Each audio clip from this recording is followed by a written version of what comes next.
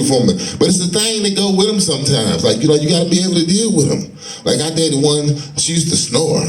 You think about it, and I used to try to tell her, baby, you snoring at night. She said, no, I don't. I said, yes, you do. So you know what I did? I recorded it, and I put it under her seat in her car, Bluetooth. She woke up the next morning, she went up there and started her car up, and next thing you know, she heard that, she called me like, baby. I ran outside, I said, what's wrong? She talking about, what's that? I said, goddamn it, you tell me. Shit, I don't know what it is, I be trying to sleep. Imagine that. That's some hard shit. But you know, I wanted to try something on y'all, because I've been a comedian for a long time. And I said, I don't know if this shit'll work, but I'm gonna try this shit anyway. This is the story of Susie Mae. Susie Mae was the kind of girl that every man wanted to fuck. Susie Mae was the kind of girl, every time she spread down her legs, niggas laid down them butts. Now Susie Mae was the kind of girl, she didn't take no shit. She shoot a man in his ass and cut off his dick. Now Susie Mae was the kind of girl, every time you saw her, she always wanted to play. I said, hey, Susie Mae, don't play, come back another day. Susie Mae looked at me, she said, let me tell you something. I'm Susie Mae, and I'm the baddest motherfucker you know. She said, if you come out here and stand on this stage, I'll put your ass down on the floor. I said, come on, Susie Mae, don't treat me like that. I said, I'm G Comedian, I'm about to come back. She looked at me, she said, yeah, So then I came with her quick. I said, this here, Susie Mae, don't you know I'm G Comedian and I'm one of a kind? When I stand on this stage, I talk shit and I like to take another motherfucker's mind. She said, but the kind of shit that you say, everybody don't want to hear. I say, I'm G Comedian and I'm the baddest motherfucker there is. She said, well, let me tell you something. She said, if you come home to me tonight, I'm gonna whip that pussy on you and put your mind out of sight. I say, Susie Mae, don't talk to me like that, you dirty little trick. She said, I'm Susie Mae and I take the biggest goddamn dick. I said, Susie Mae. She said, let me tell you what you do. She said, if you come over here and pull out that dick and don't know what to do, I'm gonna suck up that whole dick and you. I say, God damn, Susie Mae, you're a bad motherfucker. Y'all know any Susie Mae's? Shit, I'm going home with her tonight. I ain't playing, yes I am, listen. But let me tell you something. Being big all my life, can you imagine being 6 feet tall, wearing a size 12 shoe with a mustache at 12 years old? Can y'all picture that? That was me. And the worst part was, I had to go to Children's Hospital with this hairdo. Look, as soon as I get in that motherfucker, them nurses will look at me and they be looking at me talking about, they ask my mama, oh my God, what did you feed him? You know, because I was premature. I weighed like 4 pounds, 3 ounces. She said, I fed him food. Like, oh my God, what the fuck you think she fed me? To get this goddamn big. You think she fed me nothing for nothing? The lady looked at me, she like, damn, you sure this big. I said, yeah, I came out the pussy this size, right, hairstyle and all. Why you know, acting to me like that? We got any Eastsiders in here? Just myself, god damn. That's a shame. What about Westsiders? Westside. I ain't gonna say nothing because there ain't enough of y'all in here tonight. I tell you, I've been sitting here thinking for a long time. Y'all ever had life's most embarrassing moments? Anybody? Anybody? Anybody like to share?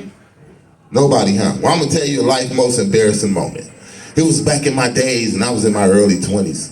And my mother had put me the fuck out, you know. She said, get your shit and get out. So I had to go stay with my friend. So when I get to the house, the first thing I realized is this nigga ain't been here in about 2 months. This nigga ain't got no heat on in the house, ain't no water on, and I got to go to work the next motherfucking day.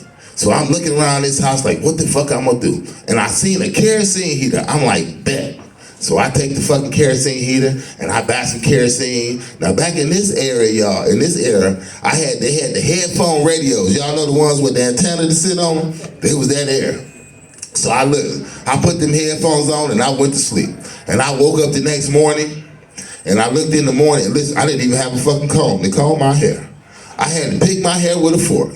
And I get outside, y'all, and I see this lady this morning. I say, good morning. And she said, good morning. And y'all, and she double looked me. You know what a double look is? She said, and I'm like, damn.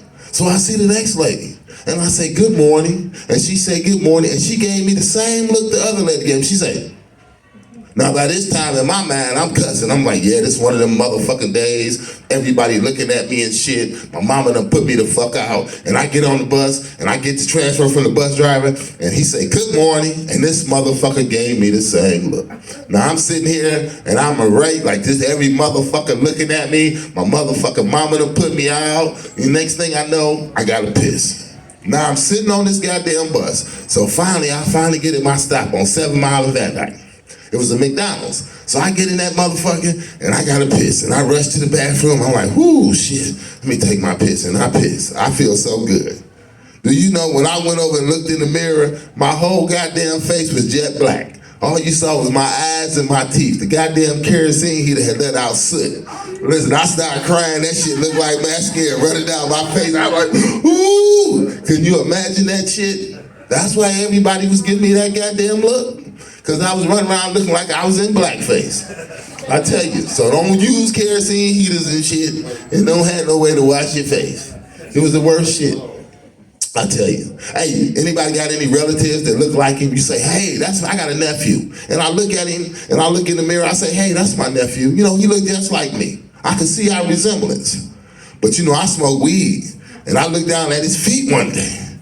And I said, boy, is them your feet? I said, is them the one God gave you? I told him, I said, I know you fuck with socks on. Because with a foot that goddamn ugly, I said, how do you start your car? Like bedrock? God damn, he had the ugliest feet. I knew he wasn't kidding me about them feet. I'm like, well, I don't know, boy. Look at them ugly ass feet he got, I tell you. Yeah. Anybody paying attention to the president, to Trump ass? He done fuck around and they done caught him now.